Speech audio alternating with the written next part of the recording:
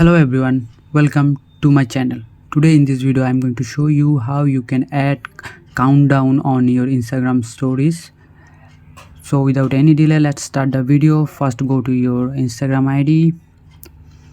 Now select here your story and create a new story here.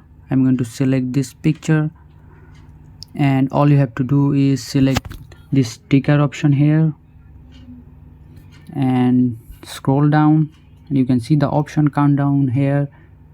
Select this and write here what you are counting down. I am just writing something here. You can write what you want.